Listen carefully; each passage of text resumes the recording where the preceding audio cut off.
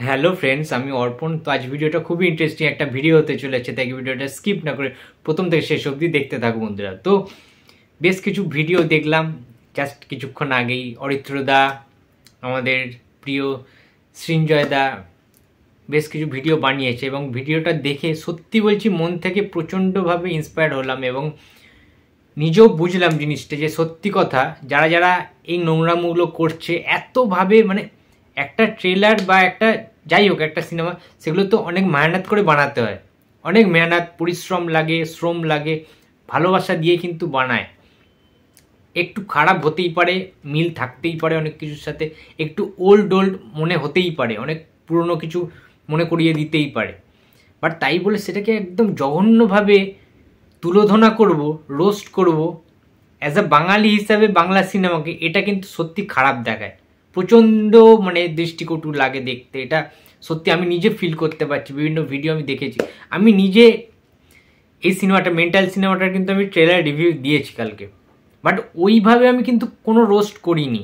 প্রথমত নেগেটিভ বলাই যায়, যেগুলো নেগেটিভ লাগে সেগুলো নেগেটিভ, যেগুলো পজিটিভ লেগেছে আমি সেটাও বলেছি যে ইয়াস কিন্তু দুর্দান্ত, ইয়াসকে আমার বরাবরই দারুণ লাগে এবং তার মধ্যে যে কনফিডেন্স লেভেলটা যেটা আছে সেটা কিন্তু অনবদ্য ফুটে ওঠে যে কোনো সিনেমায়। তার ডায়লগ ডেলিভারি, তার যে বডি স্ট্রাকচার, সব কিছু, তার ওই সোয়াগ লেভেলটাই আলাদা, তার অ্যাটিটিউডটাই আলাদা ইয়াসের।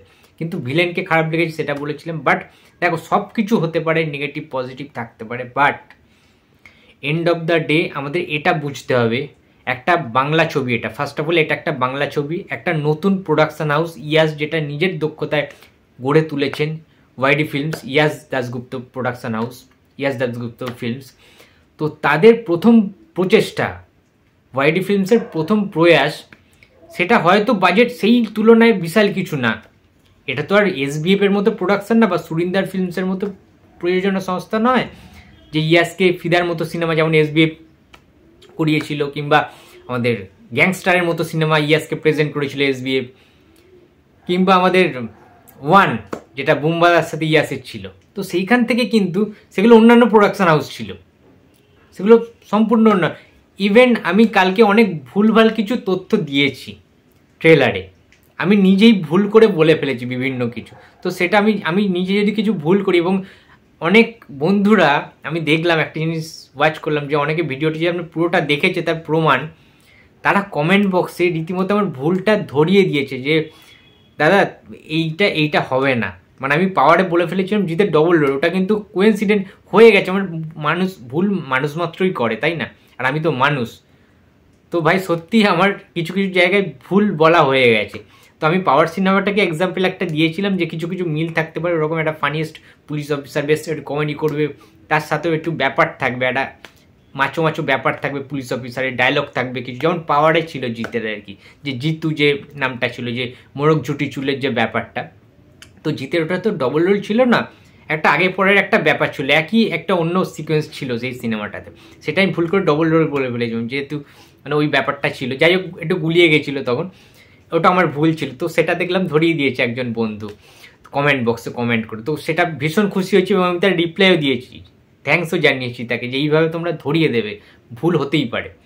তো আর একটা ভুল ছিল আমার, সেটা হচ্ছে আমি বলতে চেয়েছিলাম এই সিনেমাটা মেন্টালের ট্রেলারটা দেখে যে কিছু কিছু সিনস হয়তো আমাদের ইয়াসের প্রিভিয়াস একটা অনেকদিন আগে একটা ছবি ছিল 2018 সালের, সিনেমার নাম হচ্ছে টোটাল দাদাগিরি, তোমরা অনেকেই দেখেছো সিনেমাটা আই থিঙ্ক। সো সেই টোটাল দাদাগিরি সিনেমাটা কিন্তু ফুল কমার্শিয়াল একদম রমকম সিনেমা, আমার দারুণ লাগে বস।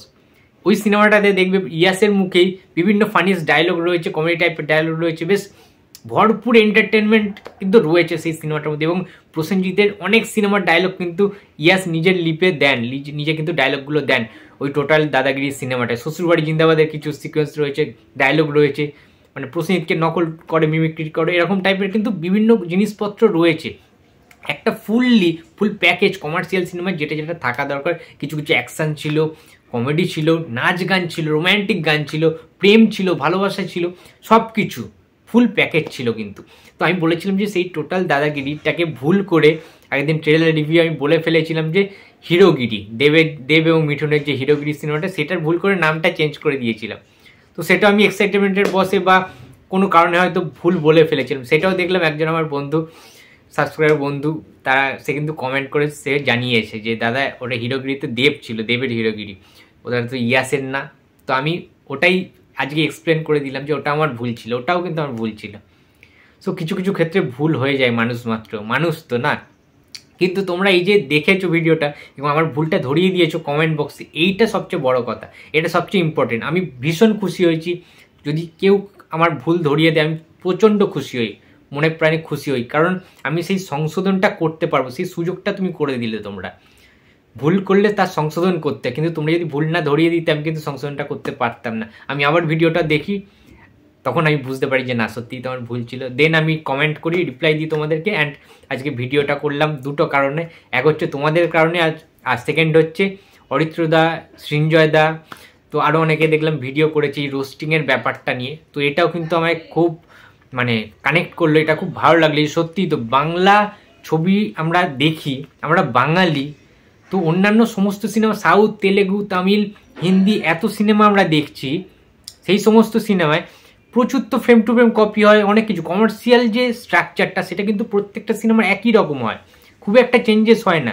সুতরাং রোস্ট করার কোনো এটা বিষয় নয়।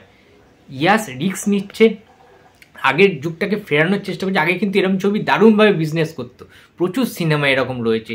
জিৎ, দেব, বুম্বাদার আগের যে ছবিগুলো এরকম ফুল ফ্রেজের কিন্তু কমার্শিয়াল সিনেমা হতো। তো সেইটাই যে আবার ফিরিয়ে আনা হচ্ছে, কারণ জিদ্দা ছাড়া যেহেতু সত্যিই কেউ আর করছেন না সেইভাবে। আর আমার মনে হয় ইয়াস ওয়ান সিনেমাটা থেকে প্রসেনজিৎ চট্টোপাধ্যায়ের কাছ দিয়ে যে ইন্সপিরেশন পেয়েছেন, যে এক্সপিরিয়েন্স পেয়েছেন, গেইন করেছেন, তো সেগুলো সমস্ত কিছু হয়তো কাজে লাগাবেন মেন্টাল সিনেমাটায়। সুতরাং আমাদের কিন্তু সিনেমাটা দেখে তারপরে বিবেচনা করা উচিত সিনেমাটা কেমন, আগে থেকে তুমুলভাবে জঘন্যভাবে রোস্ট করাটা উচিত নয়। আমি দেখলাম অনেকেই রোস্ট করছে, বিশেষ করে ফেসবুকের কমেন্ট বক্সগুলোতে আমি দেখলাম দারুণভাবে কিন্তু রোস্ট করছে অনেকে, যে জিতের 10 বছর আগের সিনেমায় চলে গেছে, সেই রকম টাইপের সিনেমা হতো, এক ঝোলঝাল মার্কার সিনেমা। তো এই সমস্ত কিছু না করে আমরা বাঙালি, তো বাংলা সিনেমাকে, ইয়াস একজন নতুন একজন উঠছে আস্তে আস্তে, আমি বলবো বনির থেকে অনেক বেটার ইয়াস, এটুকুন আমি বলতেই পারি বন্ধুরা। তার মধ্যে একটা চেষ্টা রয়েছে, যে অ্যাটিটিউডটা রয়েছে, এবং সে কিন্তু যে কোনো সিনেমা খুব মন দিয়ে করে, মন দিয়ে বানায়। তো আমাদের সাপোর্ট করা উচিত সবার।